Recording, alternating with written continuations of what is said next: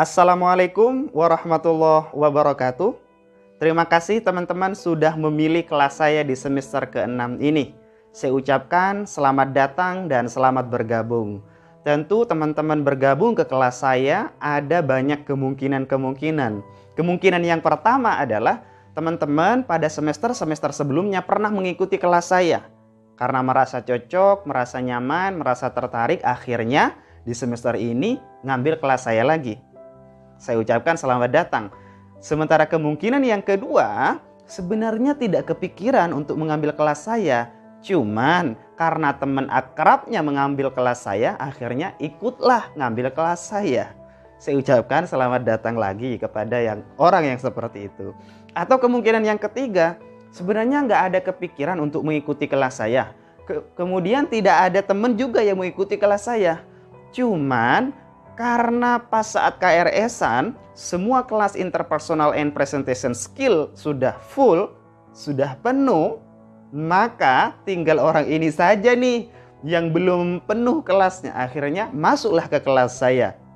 Dan saya ucapkan selamat datang juga kepada teman-teman mahasiswa di alasan itu. Dan yang ingin saya katakan teman-teman, apapun alasannya, apapun faktornya sehingga teman-teman mengikuti kelas saya ucapkan selamat datang dan insya Allah Anda berada di kelas yang tepat. Bersama saya, Anwari Nuril Huda, SOSI MA.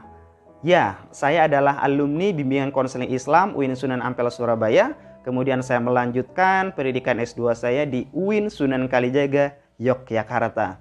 Dan sejak tahun 2019 saya diberi amanah, diberi kesempatan untuk belajar di UIN Sunan Ampel Surabaya sebagai partner belajar, dan saya sangat menikmati itu.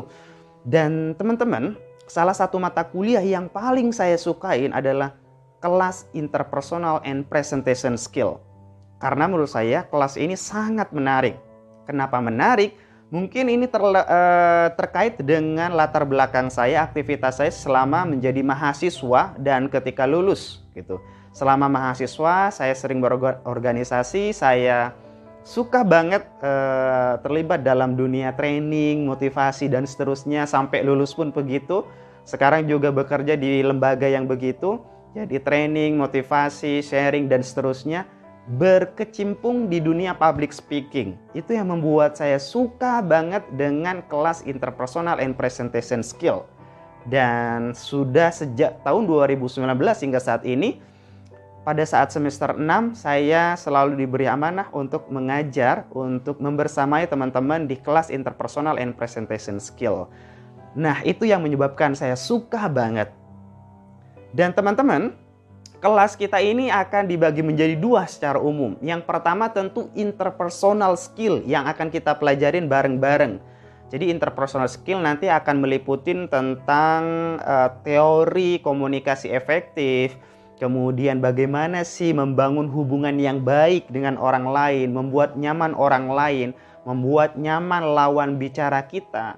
Bagaimana cara menjadi pendengar yang aktif, yang baik begitu kan. Mendengarkan sesuatu yang tidak hanya terucap gitu.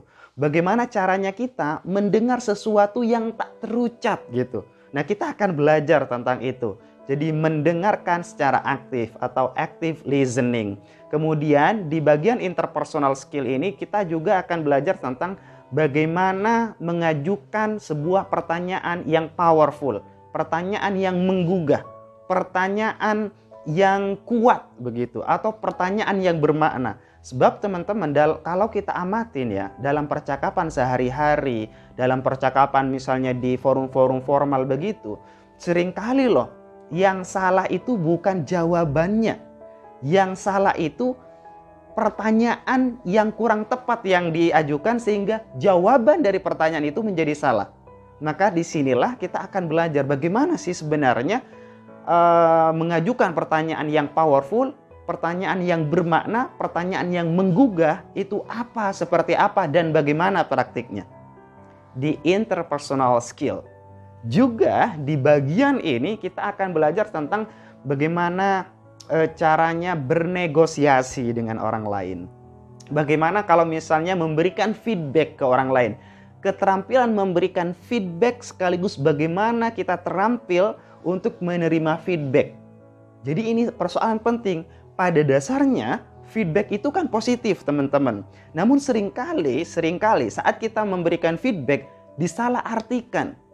Bukan terbangun, malah tersinggung orang yang kita berikan feedback. Atau sebaliknya, kita yang menerima feedback harusnya kan terbangun, tetapi kok justru tersinggung. Nah, tentu ada yang miss di pemberian feedback. Kita akan belajar tentang itu. Jadi di ruang lingkup interpersonal skill. Setelah itu tuntas, kita akan berpindah nih, melanjutkan perjalanan kita, yakni presentation skill. Jadi kita akan membahas dengan cukup detail adalah tentang apa sih public speaking itu? Apa sih prinsip-prinsipnya? Bagaimana cara menjalankannya? Bagaimana kita membangun interaksi dengan audiens kita? Bagaimana kita membangun kesan yang pertama?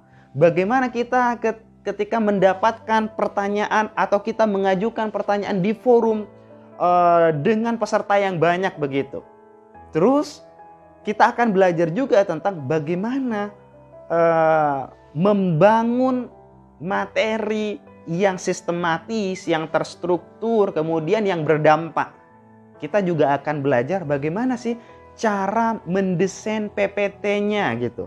Bagaimana sih cara mendesain materinya. Setelah materi jadi, desainnya bagaimana? Biar cantik, biar elegan itu seperti apa? Visualisasinya seperti apa? Nah, kita juga akan belajar hal itu. Tentu banyak sekali keterampilan presentation skill yang akan kita dalami. Mudah-mudahan teman-teman bisa menikmatinya, mudah-mudahan teman-teman bisa mengikutinya dengan maksimal dan tentunya mendapatkan manfaat daripada kelas ini. Dan terakhir teman-teman, karena kelas interpersonal and presentation skill ini bukan saja milik saya personal tetapi milik kita bersama, maka saya berharap teman-teman silakan dari sekarang direnungkan bagaimana sih kelasnya yang menyenangkan, bagaimana desain kelas yang menarik, bagaimana desain kelas yang nyaman begitu, yang hangat, yang harmonis dan seterusnya. Silahkan difikirkan. Besok di pertemuan pertama kita akan mendiskusikan bagaimana kelas kita akan dirancang ke depan selama 1 semester. Jadi teman-teman bebas mau ngusulin apapun, baik itu dari materinya, baik itu dari konsep kelasnya, baik itu dari model penugasan dan seterusnya. Silahkan teman-teman fikirkan, cari referensi sebanyak-banyaknya, kemudian kita diskusikan besok.